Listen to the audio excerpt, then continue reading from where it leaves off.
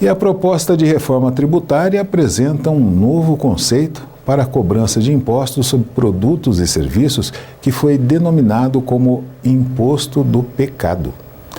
O objetivo seria cobrar menos tributos daquilo que faz bem para a saúde e mais tributos do que não é considerado muito saudável. O repórter Euclides Oliva conversou com um economista para explicar melhor esse assunto. A tarifa extra, apelidada de Imposto do Pecado, chega para desestimular o consumo de produtos nocivos à saúde, como cigarros e bebidas, e atinge até veículos automotores. Para comentar sobre esse assunto, eu converso com o economista, professor da Unifal, Marçal Serafim Cândido.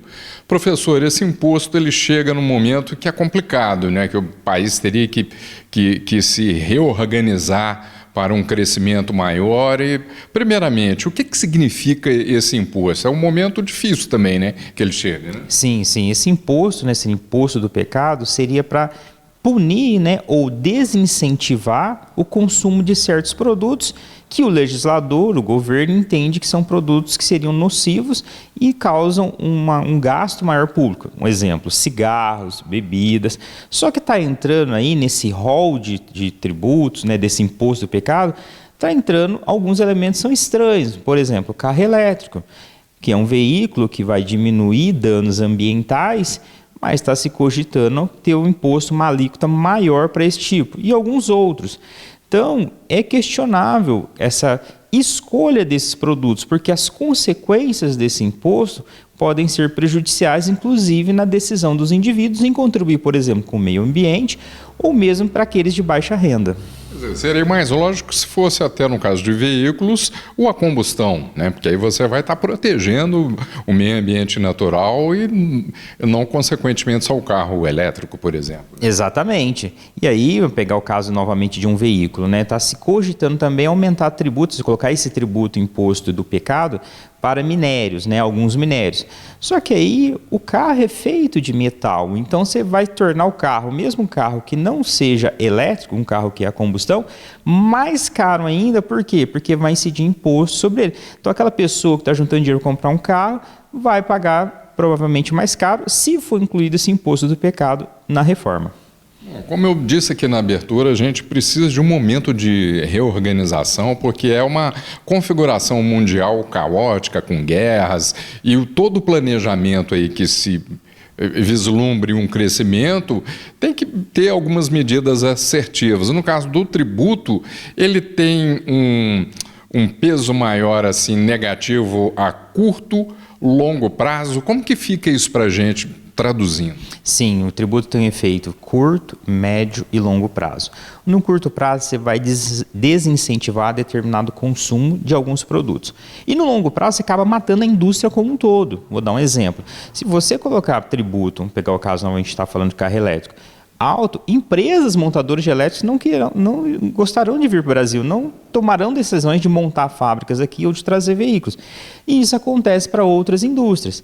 Então, que se vê que o tributo causa um problema, né, do curto prazo, no médio prazo e no longo prazo pode matar um setor inteiro. E aí é onde a gente vê que o governo não tem que olhar só do lado da arrecadação, ele tem que olhar do lado dos gastos, ele tem que buscar uma redução dos gastos, porque fazer um ajuste só do lado da arrecadação, você acaba punindo muito a população e o próprio país. Bom, como a gente não tem como escapar, né, desse imposto, existe alguma maneira de se proteger, né? No caso aqui, o empresário, o que é que ele pode fazer para ele conseguir ter um desempenho melhor? E no caso do cidadão, né, até como o senhor citou, e que o cara juntou um dinheiro, queria comprar o carro, o que é que ele pode fazer para minimizar esse problema? Então, estamos no momento de regulamentação da reforma, então está muito incerto. Então, aquelas pessoas que já têm o recurso, vou pegar o exemplo novamente do indivíduo que te juntou um dinheiro para comprar um carro, faz a compra agora ou adianta, porque a gente não sabe. E o empresário já se planejar nas eventuais situações. Olha, determinados produtos terão imposto uma alíquota maior, o que eu vou fazer? Vou mudar de composição do produto, ou ainda vou trazer esse produto de outro local, de outro país. Então ele já tem que estudar as potenciais estratégias, porque está agora discutindo essa regulamentação da reforma tributária, então ele já tem que mirar, se acontecer isso, eu vou tomar essa estratégia, se acontecer aquilo, tal estratégia. Já se preparar para não ser pego de surpresa lá na frente. Porque a alíquota, no mínimo, a partir de 26,5%. Sim, é uma da segunda, até agora, é a segunda maior alíquota do mundo. Então, teremos uma alíquota muito alta.